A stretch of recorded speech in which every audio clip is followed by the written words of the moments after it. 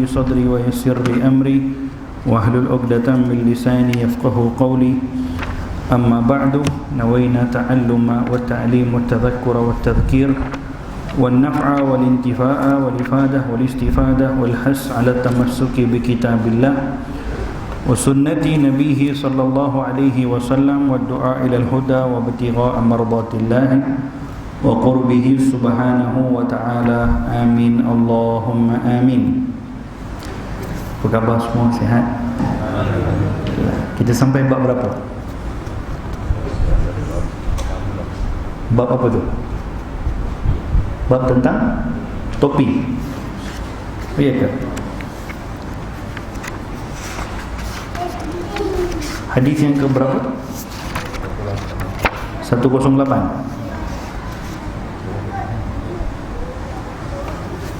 Okey. Topi besi. Betul?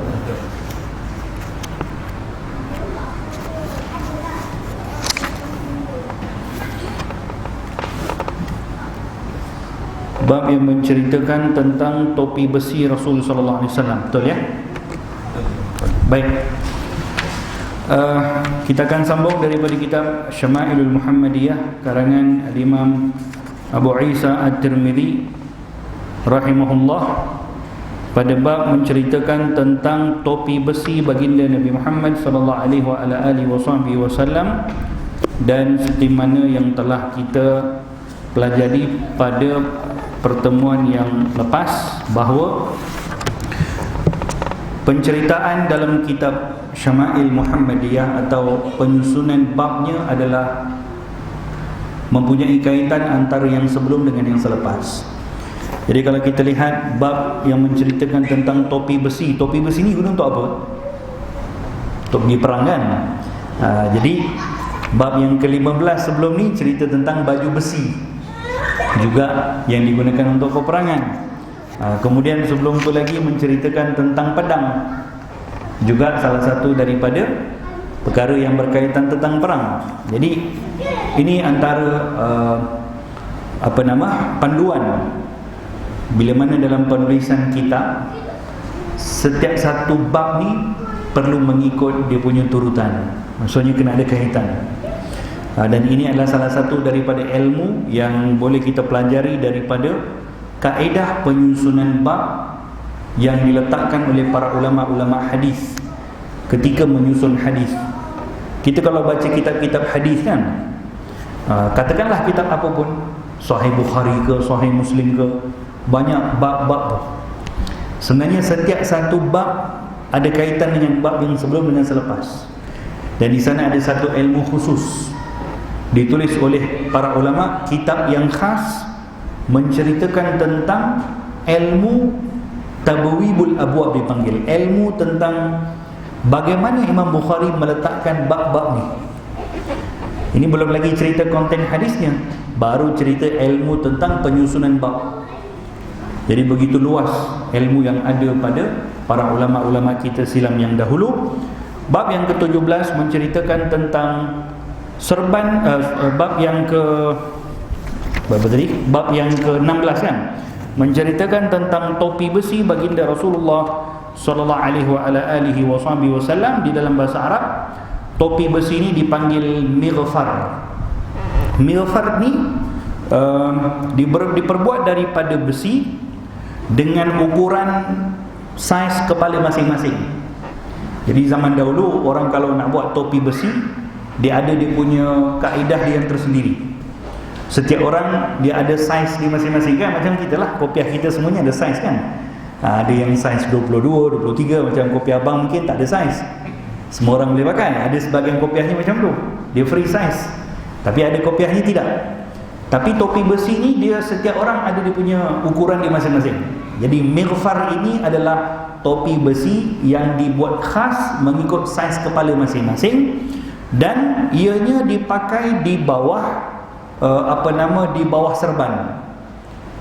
Jadi itu cara baginda Rasulullah pakai topi besi. Maksudnya topi besi itu dipakai, kemudian di atasnya dililit dengan serban di tepinya tu. Dia jadi macam topi tu macam ke atas sikit. Kemudian di luarnya tu dililit dengan serban.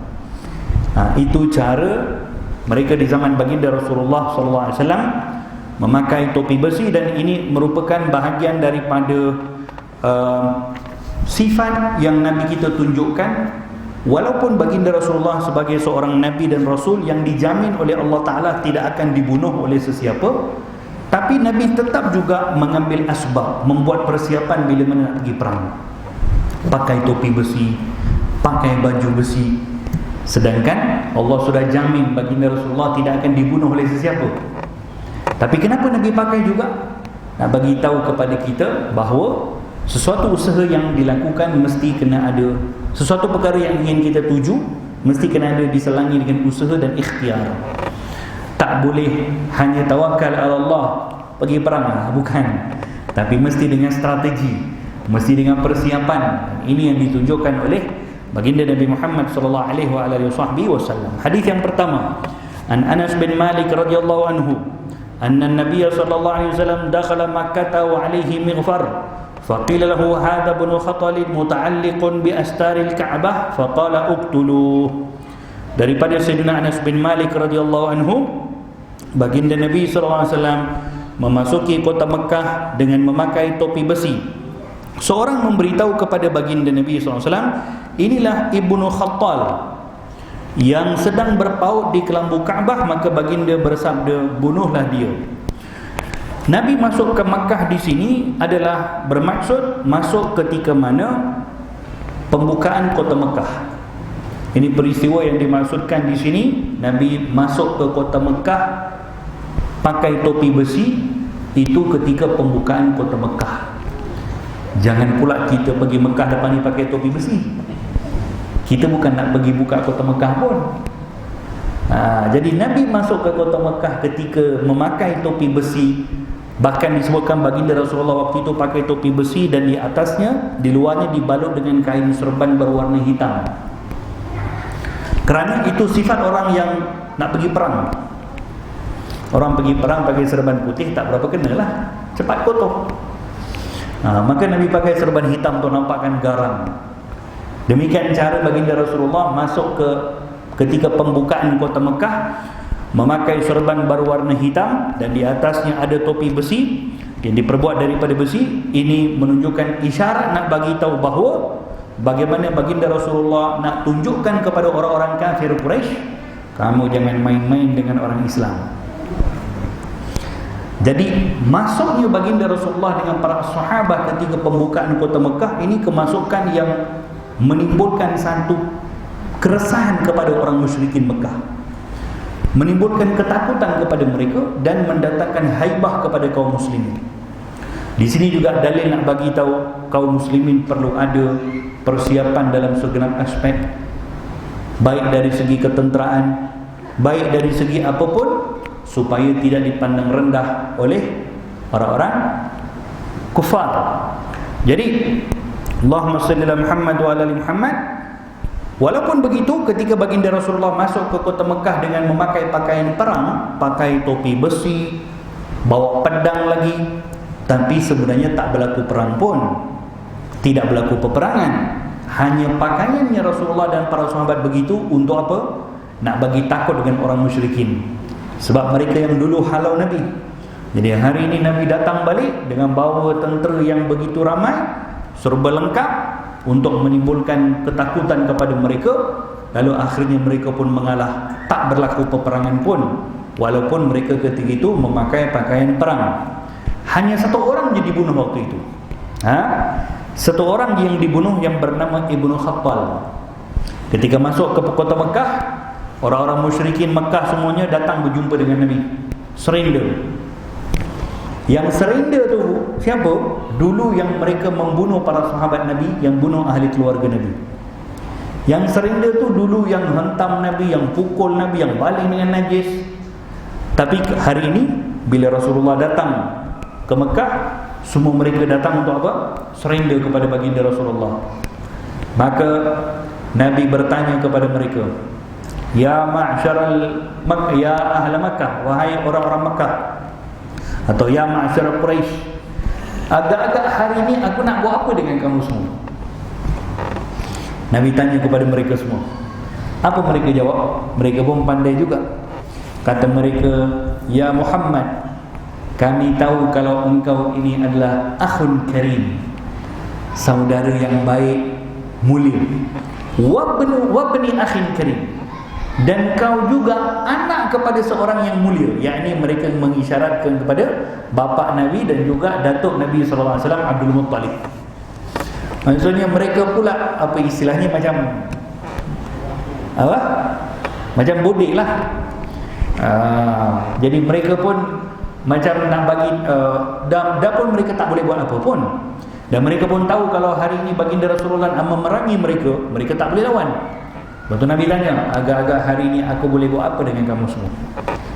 Mereka kata, "Ya Rasul, ya Muhammad, kami tahu kau ni orang mulia dan kau ni anak kepada orang yang mulia." Maka kata Nabi, "Idhabu fa antum mutlaqa." Baliklah kamu semua ke tempat rumah masing-masing. Aku bebaskan kamu semua, takkan buat apa-apa. Demikian hati baginda Rasulullah, mulianya hati baginda Nabi Muhammad sallallahu alaihi wasallam, hatta yang datang waktu itu satu orang yang membunuh pakcik Nabi sallallahu alaihi wasallam, yang membunuh Sayyidina Hamzah dalam peperangan Uhud.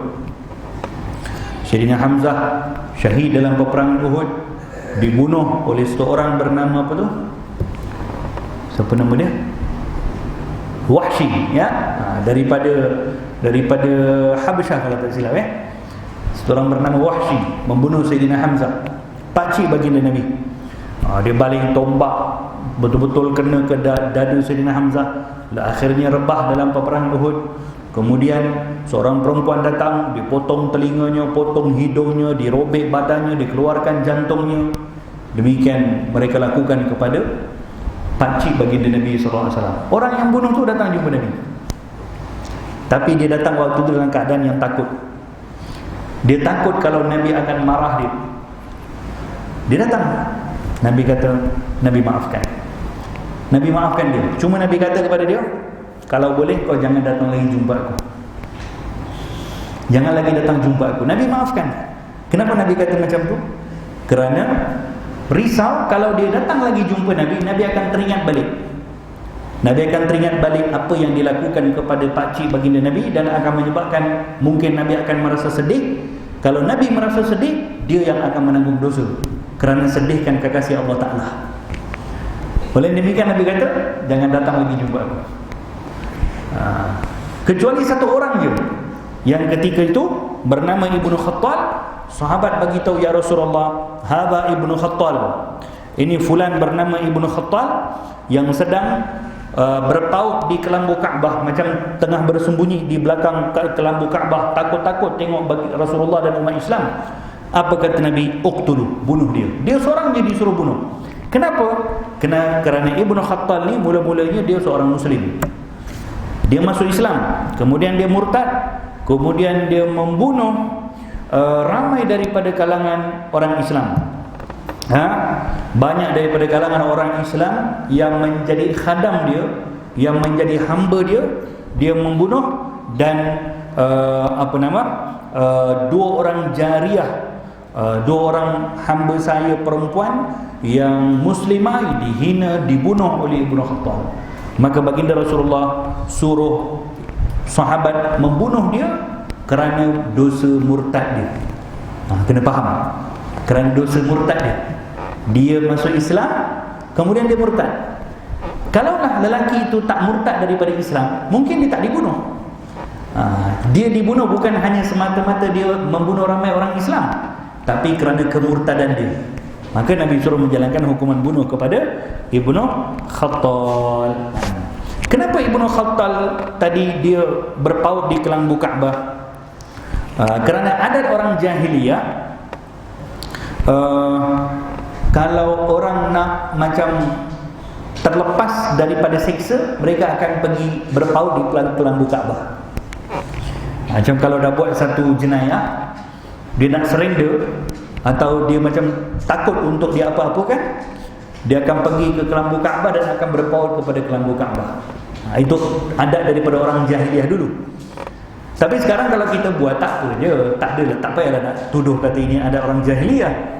Kalau ada yang pergi umrah ke, pergi haji ke, pegang kelambu Kaabah berdoa, oh ini adat orang jahiliyah. Jangan. Itu dulu zaman Nabi macam tu. Orang zaman sekarang pergi pegang kelambu Kaabah kerana mahabbah mereka kepada Baitullah Al-Kaabah. Tidak lebih daripada itu. Tak ada orang pun yang sembah Kaabah, insya-Allah. Kemudian disuruh untuk membunuh Ibnu Khattal. Jadi wa alaihi yang disebutkan di dalam hadis ini yang berkaitan dengan bab yang kita bincangkan ialah wa ala ra'sihi, ketika itu di atas kepala Nabi wa alaihi mighfar, ada topi besi yang dipakai oleh baginda Rasulullah sallallahu alaihi wa ala alihi wa sahbihi wasallam. Hadis yang kedua juga hadis yang sama, anna Rasulullah sallallahu alaihi wasallam dakhala Makkah amal fathi wa ala ra'sihi al-mighfar. Baginda Rasulullah memasuki kota Mekah ketika pembukaan kota Mekah, dan di atas kepala baginda ada topi besi. Kemudian hadis bab yang ke-17, babu majaa fi imamati Rasulullah sallallahu alaihi wasallam, bab yang menceritakan tentang serban baginda Rasulullah sallallahu alaihi wa ala alihi wa sahbihi wasallam. Serban ini dalam bahasa Arab dipanggil al-imamah. Imamah ni setiap sesuatu yang terbalut dengan kain di atas kepala, sama ada semata-mata dibalut dengan kain atau kain tadi tu dibalut di atas kopiah, semuanya tu dinamakan imamah, dinamakan serban belaka. Jadi serban ini satu istilah yang general, umum. Setiap kain yang terbalut di atas kepala, sama ada kainnya sahaja tanpa kopiah atau yang dibalut di atas kopiah macam saya pakai, macam abang ni pakai, semua itu semua dipanggil imamah. Tak kiralah dia balut dengan macam mana fashionnya sekalipun, tidak dikira macam mana fashionnya sekalipun, semua tu dipanggil dengan imamah. Tetapi yang perlu kita ambil perhatian dalam hukum ataupun dalam bab imamah ataupun serban, ianya adalah sunnah Nabi SAW. Memang imamah ni, serban ni dipakai oleh orang-orang jahiliyah dulu. Orang-orang jahiliyah pakai juga. Kalau kita pergi ke negara Arab, pergi ke Mesir ke apa ke, orang yang kerja kebun pun pakai serban. Orang kerja kebun sawah padi ke apa ke, pakai serban. Yang muslim ke, yang tak muslim ke, pakai serban. Tapi bukan pakaian orang Arab itu yang menjadi kita punya fokus. Tidak. Ya orang Arab pakai ke tak pakai ke, ya lantak dia lah.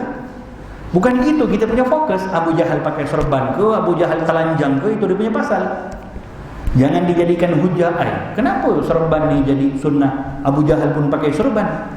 Sejak bila kamu nak ikut Abu Jahal pakai atau tak pakai? Abu Jahal pakai serban ke, Abu Jahal telanjang ke, itu dia punya pasal. Kita punya fokus, kita punya Nabi pakai apa? Itu yang jadi kita punya fokus. Jadi jangan dicelarukan orang, kadang-kadang dikonfuskan orang macam tu. Ini Abu Jahal pakai, ini fulan bin fulan pakai. Biarlah kalau dia pakai pun, yang kita punya fokus Rasulullah pakai atau tak?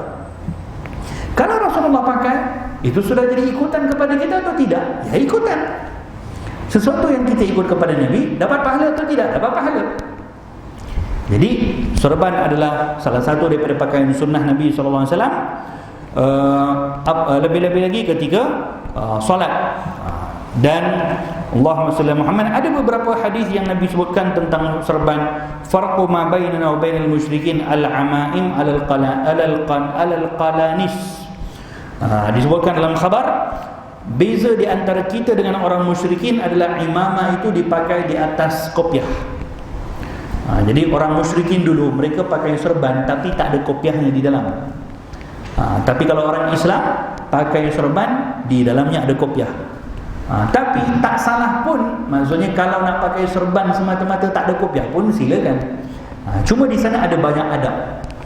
Dalam memakai serban ini ada banyak adab yang disebutkan oleh para ulama. Al-Imam An-Nawawi sebutkan ketika membahaskan tentang pemakaian serban, kata Imam An-Nawawi, serban ini sama ada kalau serban yang pendek Baginda Rasulullah juga pernah mempunyai serban yang pendek dan ukurannya adalah 6, ini apa dipanggil? Hasta. 6 hasta. Ini panjang kain serban Nabi yang paling pendek. Yang paling pendek 6 hasta. Dan Nabi juga punya serban yang panjang. Maksimum panjang kain serban Nabi adalah 12 hasta. 12 hasta. Jadi ini yang paling pendek 6, paling panjang 12.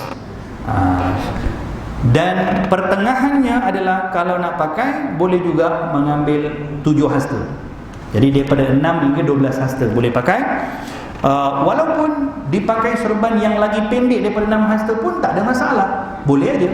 Sunnah juga, tetap sunnah. Cuma serban Nabi panjangnya macam tu. Kita punya serban ulama-ulama di Nusantara kita, kain serbannya tak panjang. Ulama-ulama Nusantara kita kainnya tak panjang. Mungkin 2 hasta atau 3 hasta saja. Dipakai pun tetap sunnah juga.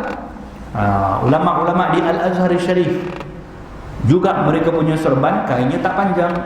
Tapi ulama-ulama di Hadramaut mereka punya serban kainnya panjang. Macam saya pakai ni 7 hasta. Mereka punya serban panjang-panjang. Tapi tak kisah mana-mana nak ikut siapa-siapa punya pun tidak ada salahnya untuk kita pakai. Kalau kita ni punya background pengajian kita daripada ulama-ulama Nusantara, ya kita ikut pakaian mereka lah. Kita ikut kita punya guru-guru kita pakai macam mana. Itu dia punya adabnya. Sebab dia punya ta'alluq dipanggil, punya hubungan yang jelas. Kalau kita ini belajar daripada guru sekian dan ada serban yang dipakaikan dengan cara sekian, ya kita ikut. Itu dia punya adab.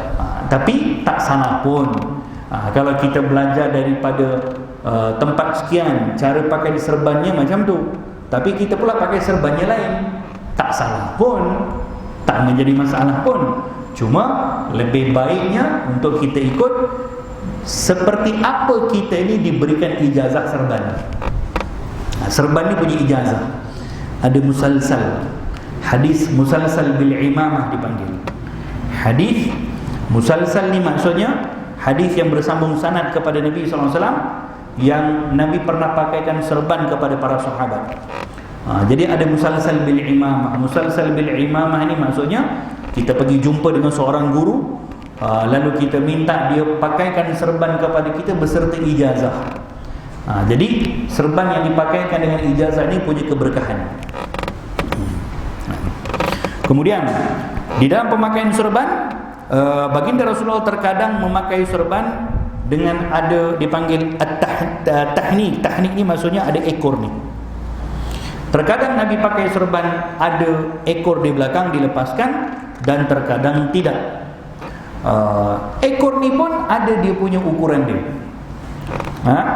Ekor ni pun ada dia punya ukuran minimum dan maksimum. Imam Nawawi sebut kalau orang nak pakai serban yang ada ekor, paling minimum seukuran 4 jari. Ini paling minimum. Soalnya di belakang kita ni diletakkan 4 jari. Itu paling minimum. Kalau tak sampai kepada 4 jari, lebih baik jangan ada ekor. Faham? Lebih baik jangan ada ekor. Sebab pendapat mu'tamad, sebahagian daripada para ulama mazhab Syafi'i mengatakan yang afdal juga adalah serban yang tak berekor. Ada juga pendapat ulama mazhab Syafi'i mengatakan demikian. Jadi kalau kita punya serban ni nak biar ada ekor, biarlah paling minimum dia punya panjang ekor tu 4 jari. Jangan lagi pendek daripada 4 jari, jangan. Kalau lagi pendek tu masukkan juga dalam, biar tak ada ekor terus. 4 jari. Kemudian yang pertengahannya 1 jengkal panjang. Ini ukuran tengah-tengah 1 jengkal. Soalnya daripada sini 1 jengkal. Yang paling panjang 1 hasta. Macam ni. Paling panjang. Ini dalam hukum mazhab kita, mazhab Imam Syafi'i. Paling panjang 1 hasta. Boleh tak kalau nak pakai lebih juga? Ya boleh, silakan. Ini yang sunnahnya macam tu. Kalau nak pakai panjang lagi boleh, tak ada masalah. Cuma di dalam pemakaian serban kita perlu untuk perbetulkan kita punya niat. Niat kita adalah untuk mengikut sunnah Nabi SAW, mengikut pakaian para ulama, para salihin, untuk dapatkan pahala, untuk nampakkan haibah, untuk nampakkan mahkota kepada kaum muslimin, khususnya orang-orang berilmu, khususnya para ulama, kerana serban ini adalah mahkota kepada para ulama. Kalau guru-guru kami di India, mereka sangat sensitif dalam bab serban. Berbeza pula dengan di Hadramaut di Yaman. Kalau di Yaman, pelajar-pelajar yang masih lagi mengaji, mereka ni tak pakai serban depan guru-guru, sebab beradab kepada guru. Lalu kalau duduk masih lagi baru mengaji kitab, belum habis lagi, duduk di hadapan para guru-guru mereka, maka mereka akan tanggalkan serban. Yang mereka akan pakai serban bila hari Jumaat. Itu adatnya di situ. Tapi kalau di India lain pula. Kalau di India, kalau tak dipakai serban depan guru dimarah. Wajib pakai serban. Jadi ada dia punya cara budaya masing-masing. Semuanya itu kembali kepada sunnah pemakaian serban juga. Tidak ada dia punya bezanya. Kembali kepada apa yang mereka ikut daripada Nabi dan para sahabat. Cuma ada beza dia punya budaya dan sebagainya. Hadis yang pertama daripada bab tentang serban Nabi sallallahu alaihi wasallam, an Ibn Zubair an Jabir radhiyallahu anhuma qala dakhala an-nabiy sallallahu alaihi wasallam Makkah yawm al-fath wa alaihi imamatun sauda. Daripada Jabir, baginda Nabi sallallahu alaihi wasallam memasuki kota Mekah pada hari pembukaan kota Mekah dengan berserban hitam. Jadi yang dimaksudkan di sini adalah baginda Rasulullah SAW memasuki kota Mekah dengan memakai serban berwarna hitam untuk menunjukkan keharusan memakai serban warna hitam. Yang pertama. Yang kedua, sesuai dengan keadaan Nabi waktu itu yang bermusafir dan jauh. Daripada Madinah nak pergi Mekah, musafir jauh. Jadi sesuailah dengan pakaian berwarna ataupun serban berwarna hitam supaya tak nampak kotor. Dan apalagi waktu itu nak pakai seolah-olah pakaian perang, maka memang ketika itu lebih sesuai adalah warna sebegitu. Nah, kemudian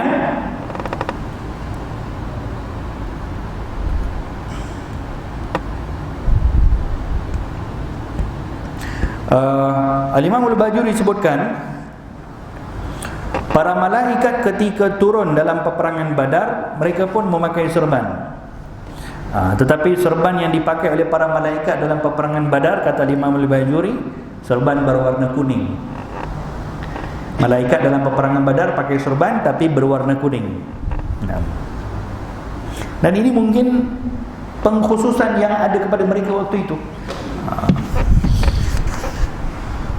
Baik, terus hadis yang seterusnya pada bab tentang serban. An Ja'far bin Amr bin Hurayth an abihi anna Nabiy sallallahu alaihi wasallam khataba an-nas wa alaihi imamatun sauda. Baginda Nabi sallallahu alaihi wasallam berkhutbah kepada manusia dengan memakai serban berwarna hitam. Khataban nas yakni bukan khutbah Jumaat, kena ambil perhatian. Bukan khutbah Jumaat, kerana tidak disunnahkan pakai serban warna hitam ketika khutbah Jumaat. Hari Jumaat yang sunnah warna putih. Jadi di sini khataban Nabi berkhutbah kepada orang ramai. Jadi di sini bukan khutbah Jumaat, tapi di sini khutbah di sini maksudnya adalah al-wa'adh, yakni ceramah atau peringatan yang baginda Nabi sallallahu alaihi wasallam sampaikan di hadapan Kaabah ketika pembukaan kota Mekah. Nah, faham? Itu maksud khataban nas tadi itu. Khutbah atau ceramah atau pesanan yang baginda Rasulullah sampaikan kepada semua orang ketika masuk ke kota Mekah. Nabi berdiri di hadapan pintu Kaabah. Di situ Nabi berkhutbah, yakni Nabi berpidato. Dan waktu itu Nabi memakai pakaian ataupun serban berwarna hitam. Wa alaihi imamatun sauda. Seterusnya, hadis yang seterusnya daripada An-Nafi' an Ibni Umar radhiyallahu anhuma qala kana an-nabiy sallallahu alaihi wasallam idza tamma sadala imamatahu baina katifaihi. Qala Nafi' wa kana ibnu Umar yaf'alu dhalika. Qala Ubaidullah wa ra'aitul Qasim bin Muhammad wa Saliman yaf'alani dhalika. Baginda Nabi SAW apabila memakai serban, baginda melepaskan ekor serbannya di antara kedua-dua bahunya. Kata Imam Nafi', Ibnu Umar juga berbuat demikian. Berkata Ubaidullah, aku melihat Al-Qasim bin Muhammad bin Salim kedua-duanya berbuat demikian. Jadi ini salah satu daripada cara Nabi kita ketika memakai serban. Nabi memakai serban juga terkadang pakai serban yang ada ekor dan terkadang tidak ada ekor. Jadi kebanyakan keadaan tidak berekor serban Nabi. Terkadang dilepaskan ekor. Sebab tu Imam Tirmizi meletakkan satu hadis di sini nak bagi tahu bahawa kebiasaan serban Nabi tidak berekor, tapi terkadang Nabi lepaskan juga ekor di bahagian belakang, dan ekor itu sunnahnya adalah di antara kedua-dua bahu. Di antara kedua-dua bahu. Boleh ke tiba-tiba ekor kat sini pula? Tak kenalah. Ekornya itu sunnahnya adalah dilepaskan di antara kedua-dua bahu.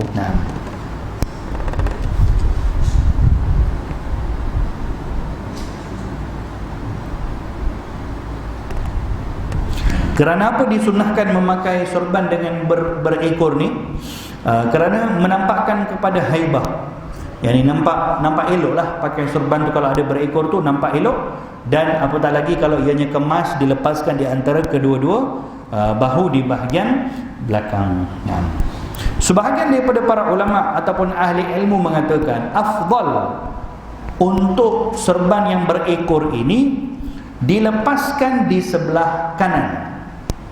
Dilepaskan di sebelah kanan. Maksudnya sebahagian daripada para ulama kalau ekornya panjang tu, ini saya punya tak panjang. Kalau ekornya panjang tu dilepaskan sebelah kanan macam ni. Kalau perasan kadang-kadang Habib Umar pakai serban macam tu. Serbannya dia ada dua ekor. Satu ekor di belakang dilepaskan, satu ekor di bahagian depan. Dilepaskan di depan. Dan ini adalah juga adalah sebahagian daripada qaul dalam mazhab Imam Syafi'i yang mengharuskan pakaian demikian, dan kebanyakan daripada para ulama-ulama sufi banyak yang pakai serban yang berekor, ada ekor yang panjang, mereka akan lepaskan di bahagian depan seperti ini. Baik, seterusnya hadis yang terakhir daripada bab tentang serban. Ani Ibnu Abbasin anna Nabiy sallallahu alaihi wasallam khataban nas wa alaihi imamatun dasma. Baginda Nabi berkhutbah di hadapan manusia dengan memakai serban yang berlumuran minyak. Apa maksud Nabi berkhutbah di hadapan manusia dengan memakai serban yang berlumuran minyak? Ini kalau kita baca hadis dengan terjemahan, macam-macam kita duk fikir, apa berlumuran minyak ni? Berkhutbah kemudian serbannya berlumuran minyak pula. Ini nak bagi tahu kalau baca hadis jangan baca terjemahan saja, nanti kita faham hadis ikut kita punya kepala otak sendiri.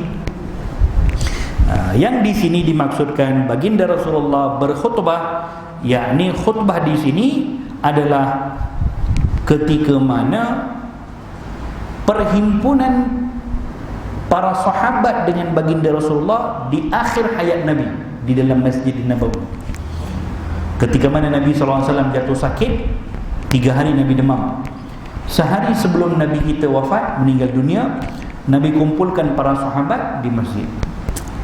Dan ketika itulah berlaku peristiwa ini, yakni Nabi berkhutbah atau menyampaikan kata-kata terakhir kepada para sahabat, wa alaihi imamatun dasma. Ketika itu di atas kepala Nabi ada dipakai serban yang berlumuran minyak. Ini maksudnya ialah nampak kesan minyak pada serban yang Nabi pakai.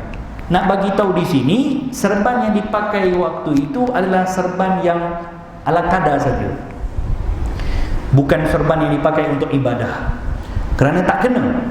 Kalau di sini yang dimaksudkan serban Nabi berlumuran atau ada kesan minyak yang Nabi pakai ketika ibadah, itu sudah kontra dengan pakaian Nabi yang sentiasa kemas dan bersih.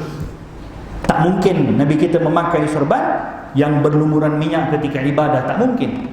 Di sini yang berlaku adalah baginda Rasulullah ketika nak keluar berjumpa dengan para sahabat ketika sakit, waktu itu Nabi pun pakai kain di atas badan macam tu, tak pakai jubah, tak pakai kamis pun, macam pakai kain ihram, pakai syal macam tu, tutup badan, lalu dipapah oleh sahabat kerana Nabi sudah sakit waktu itu, sakit yang membawa kepada kewafatan Nabi. Dan rambut Nabi memang pun sentiasa dalam keadaan berminyak. Ketika itu Nabi memakai serban yang kurang lebih, serban yang dipakai itu macam santai. Oleh kerana itu nampak ada kesan minyak yang terlekat pada serban baginda Nabi SAW. Kenapa Al-Imam Tirmizi meriwayatkan juga hadis seperti ini? Nak bagi tahu bahawa Nabi juga terkadang memakai pakaian-pakaian yang biasa ketika berhadapan dengan para sahabat dalam situasi-situasi yang tertentu. Maksudnya tak salah pun kalau kita pakai pakaian biasa. Maksudnya bukanlah sentiasa kalau dia seorang imam sentiasa kena pakai serban, sentiasa pakai jubah. Tidak. Yang ini pakaian-pakaian yang kita panggil casual lah. Macam Nabi juga pakai pakaian yang biasa, yang tutup aurat, yang elok.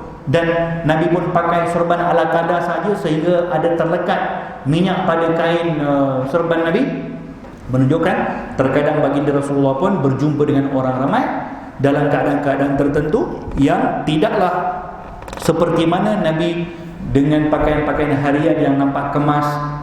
Bukan maksudnya pakaian macam ni nampak selekeh, tak, kemas juga, tapi agak simple. Demikian cara baginda Rasulullah SAW mengenakan pakaian, dan cara baginda Rasulullah SAW menunjukkan kepelbagaian penampilan Nabi di dalam berpakaian. Dah Isyak belum? Nama lagi. Baik. Kita baca bab yang seterusnya, babu majaa fi sifati izari Rasulullah sallallahu alaihi wasallam. Bab yang menceritakan tentang kain pelikat baginda Nabi sallallahu alaihi wasallam. Izar di sini maksudnya adalah kain yang digunakan untuk tutup bawah badan. Itu dipanggil izar. Kain pelikat lah. Kita semua pakai kain pelikat ni kan. Kain pelikat itu dalam bahasa Arab namanya izar. Rasulullah pun pakai kain pelikat juga. Ya, Rasulullah pun pakai kain pelikat juga. Jadi kain yang dipakai daripada separuh badan, maksudnya daripada pusat ke bawah, itu namanya izar dalam bahasa Arab. Kain yang dipakai pada badan namanya rida. Ini kain rida. Kalau dipakai macam ni, Nabi juga kadang-kadang kalau nak santai-santai, tak pakai baju, di rumah Nabi berehat-rehat dalam keadaan macam ni. Ini namanya rida, kain yang dipakai di atas badan. Kalau kain yang dipakai di bawah, separuh badan dan ke bawah, namanya izar. Pakaian Nabi yang paling simple adalah pakai rida dan izar. Itu pakaian Nabi yang paling simple. Yang pakai kain di bawah dan di badannya dikenakan rida dengan ditutup badan macam tu. Ini cara Nabi berpakaian yang simple ketika berehat di rumah. Bahkan pernah juga baginda Rasulullah memakai begitu ketika mana sahabat-sahabat yang terdekat datang jumpa Nabi, Nabi pun pernah juga berada dalam keadaan seperti itu. Khususnya ketika di akhir hayat Nabi, ketika Nabi sudah jatuh sakit, maka Nabi hanya memadai dengan pakaian seperti itu. Berapa panjang kain rida Nabi SAW? Disebutkan oleh Imam Bajuri, kain rida Nabi yang dipakai di atas badan, panjangnya ialah 4 hasta. 4 hasta dia punya panjang kain rida. Dan adapun kain izar ataupun kain yang dipakai di bawah, dia punya panjang juga adalah 6. Ada kain yang dipakai 6 hasta dan ada yang dipakai 4 hasta. Kain, ukuran panjang kain baginda Nabi sallallahu alaihi wasallam. Hadis yang pertama daripada bab menceritakan tentang kain plekat baginda Nabi sallallahu alaihi wasallam, an Abi Burdata an Abihi qala akhrajat ilaina Aisyah radhiyallahu anha kisaan mulabbada wa izaran ghalidha faqalat qubida ruhu Rasulillah sallallahu alaihi wasallam fi hadain. Sayyidatina Aisyah mengeluarkan untuk memperlihatkan kepada kami pakaian yang bertampal serta kain plekat yang tebal. Sayyidatina Aisyah berkata, ruh baginda Rasulullah dicabut ketika baginda berpakaian dengan dua pakaian ini. Maksudnya ketika baginda Rasulullah wafat, meninggal dunia, berpakaian dengan pakaian yang simple tadi itu. Satu kain izar yang dibuat daripada material kain yang tebal. Kenapa di sini disebutkan kain yang tebal? Maksudnya material kain yang dipakai oleh Nabi bukan material kain yang mahal-mahal, tidak. Kain itu tebal. Kerana memadai dengan apa yang ada sajalah waktu itu. Dan pakaian yang Nabi pakai di atas badan waktu itu, kata Siti Aisyah, pakaian yang ada banyak bertampal. Maksudnya banyak terkoyak-koyak lalu dijahit. Dan kata Siti Aisyah, baginda Rasulullah dicabut nyawanya ketika memakai dua pakaian ini. Yakni pakaian Nabi ketika meninggal dunia dalam keadaan kain yang dipakai dengan kualiti kain yang begitu serba ada, dan baju atau pakaian yang dipakai di atas badan Nabi adalah bertampal di banyak tempat, menunjukkan keadaan sederhananya kehidupan dan pakaian baginda Nabi Muhammad sallallahu alaihi wasallam. Ketika Siti Fatimah berkahwin dengan Sayyidina Ali, bernikah dengan Sayyidina Ali, maka disediakan pakaian. Dan pakaian Siti Fatimah dikatakan waktu itu tertampal di pada pakaiannya di 11 tempat. Bertampal di pakaiannya di 11 tempat, berjahit. Yakni sini terkoyak lalu ada kesan jahit, sini terkoyak ada kesan jahit. Ini pakaian siapa ni? Pakaian putri kepada kekasih Allah Ta'ala. Kita kahwin, Masya Allah, tabarakallah, sewa pakaiannya lain. Tapi demikian kehidupan baginda Rasulullah sallallahu alaihi wasallam. Dan Siti Aisyah simpan pakaian Nabi. Kenapa Siti Aisyah simpan pakaian Nabi? Untuk diambil keberkahan. Dan kenapa Abi Burdah datang kepada Siti Aisyah dan minta dikeluarkan pakaian Nabi? Untuk diambil berkat daripada pakaian Rasulullah. Kerana pakaian dipakai oleh Nabi ada keberkatan. Buktinya dalam Quran. Dalam Quran, pakaian Nabi Yusuf alaihissalam diambil berkatnya oleh ayahnya Nabi Yaqub. Ketika Nabi Yusuf berpisah dengan ayahnya dengan tempoh yang lama, sampai Nabi Yaqub hari-hari menangis sampai hilang penglihatan matanya. Akhirnya adik-beradik Nabi Yusuf ketemu dengan Nabi Yusuf di Mesir. Dah jadi gubernur, dah jadi pemerintah dah. Maka diminta Nabi Yusuf pulang. Kata Nabi Yusuf, aku tak boleh pulang sekarang kerana tanggungjawab yang ada kepada dirinya. Lalu untuk menghilangkan kerinduan ayahnya yang dah bertahun berpisah dengan Nabi Yusuf tanggalkan dia punya kamis. Dia punya jubah yang dipakai ditanggalkan, diberikan kepada adik-beradiknya. Kemudian dikatakan kepada adik-beradiknya, bawa pakaian ini, kamis ini, letakkan di muka ayah. InsyaAllah dia akan sembuh daripada sakit. Bawa balik kepada Nabi Yaqub, pakaian Nabi Yusuf diletakkan di muka Nabi Yaqub, diangkat balik, matanya sudah boleh nampak. Ini ayat Quran. Siapa ambil berkat siapa ni? Seorang Nabi ambil berkat daripada Nabi yang lain. Bahkan dalam hal ini, bapa ambil berkat daripada anak. Kerana memang pun dari segi kedudukan Nabi Yusuf lebih utama lagi daripada Nabi Yaqub. Walaupun Nabi Yaqub adalah ayah, tapi keutamaan lebih kepada Nabi Yusuf AS. Jadi dalam hal ini menunjukkan bahawa sesuatu yang digunakan oleh para anbiya mempunyai keberkahan. Kerana berkah ini sesuatu yang diletakkan oleh Allah Ta'ala. Pakaian yang dipakai oleh para anbiya ada keberkahan, tempat yang mereka duduk ada berkatnya.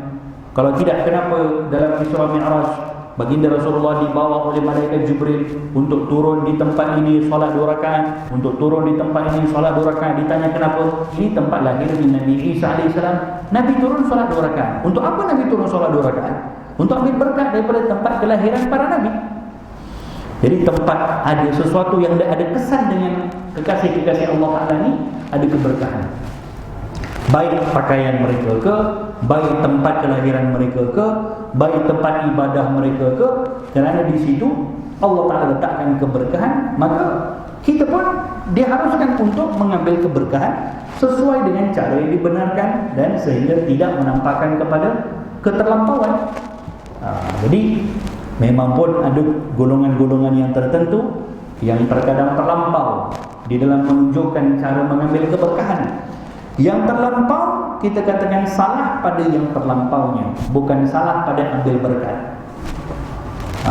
Nak hukum biar guna otak. Ada orang dia hukum, oh ini ada kumpulan yang buat salah di tempat ini, maka yang disalahkan apa? Yang disalahkan tempat itu disalahkan. Hukum apa ni? Yang disalahkan orang itu lah. Ya, kalau ada orang yang buat salah di tempat itu, yang disalahkan orang itu, bukan tempat itu yang patut disalahkan. Tak betul hukum cara macam tu. Jadi memang pun ada golongan-golongan yang tertentu yang terlebih daripada batasan dalam hal-hal agama kita. Memang ada orang yang terlebih daripada batasan.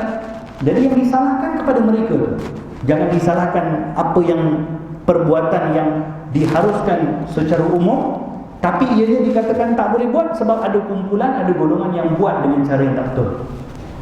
Ini cara yang tidak betul. Contohnya kalau katakan di India contohnya kan, saya biasa pergi situ dan banyak ziarah makam para awliya, para ulama, orang-orang salih di situ. Memang lainlah daripada apa yang berlaku di tempat kita. Memang di situ banyak orang-orang Islam yang jahil, yang tak ada ilmu apa pun, dan mereka buat ketika mana menziarahi kuburan orang-orang soleh, mereka buat dengan cara kejahilan mereka, dengan sebab tidak ada ilmu, dengan sebab kejahilan mereka, lalu mereka buat macam-macam perkara-perkara yang salah dari segi syarak, salah dari segi syarak. Tapi adakah perkara itu boleh ataupun dijadikan sebab oleh kerana ada golongan yang melakukan perbuatan-perbuatan yang melampau ketika ziarah kuburan orang-orang soleh, maka ziarah kuburan orang soleh adalah bid'ah, tak boleh buat? Ini hukum tak betul. Ini hukum harus. Ziarah kubur satu perkara yang diharuskan dalam syariat. Yang dibuat perbuatan melampau itu yang salah. Jadi yang salah dikatakan salah, yang betul dikatakan betul. Itu baru pertimbangan yang benar.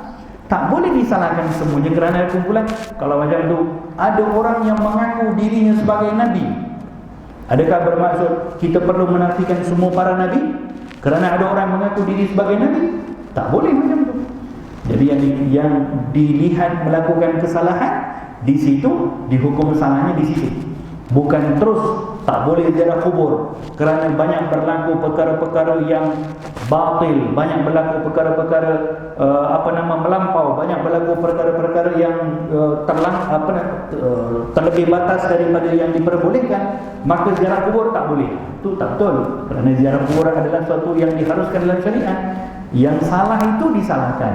Boleh ziarah kubur, harus hukumnya, tapi caranya sekian. Ziarah kubur para awliya, ziarah kubur para salihin, ada satu perkara yang bagus, digalakkan dalam syariat, dapat pahala. Tapi jangan lakukan seperti mana dilakukan oleh orang-orang jahil. Itu cara kita sampaikan hak dan batil kepada umat. Baik, demikian bab yang menceritakan yang pertama tentang sifat izar, kain yang dipakai oleh baginda Rasulullah SAW. Satu lagi hadis daripada bab izar ini, kita ambil hadis yang terakhir sebagai penutup kepada perbahasan hari ini. Hadis yang terakhir daripada Huzaifah bin Yaman radhiyallahu anhu, akhadha Rasulullah sallallahu alaihi wasallam bi 'adalati saqi aw saqihi faqala hadha mawdi'ul izar fa in abaita fa asfal fa in abaita fala haqqa lil izar fil ka'bain.